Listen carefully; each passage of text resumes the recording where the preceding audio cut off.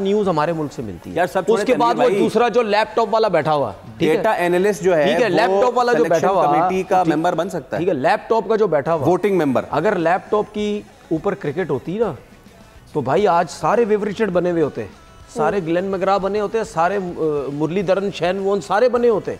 ठीक है ना, अगर डेटा के ऊपर बात चल रही होती। पाकिस्तान टीम के अंदर एक मेंबर है जिसका नाम है शाहिद असलम।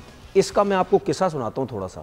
2009 या 10 की बात थी। उस टाइम आमिर सोहेल डायरेक्टर थे एनसीए के, अगर मैं गलत नहीं हूँ। एजाज भट्ट साहब का टाइम था।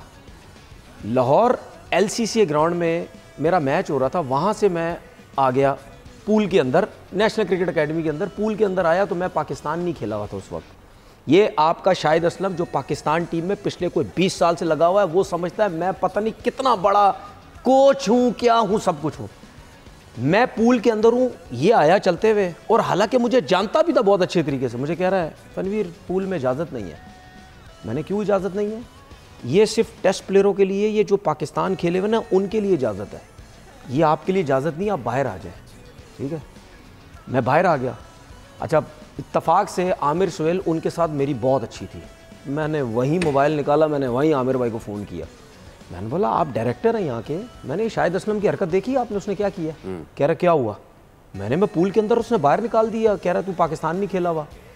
कह रहा उसकी इजाज़त कैसी हुई? उसने तुझे बोला कि अंदर जा, दोबारा अंदर जा, अब आएगा तो फिर मुझे बताना। ठीक है, ये वो हाल। और इस बंदे को पिछले 20 साल से पाकिस्तान टीम में पता है किस लिए रखा हुआ है? थ्रो करवाता है ये। और ये इसको कौन रखता है? आपके पाकिस्तान टीम के जो प्लेयर, जो एक्स कैप्टन 15-15, 20-20 साल से खेल चुके हैं, रिटायर हो रहे हैं, हो भी गए, इन्होंने उसको रखा हुआ है। ठीक है, ये हमें थ्रो करवाता है, हमें प्रैक्टिसें करवाता है, हमें सब कुछ करवाता है। इसका काम क्या है?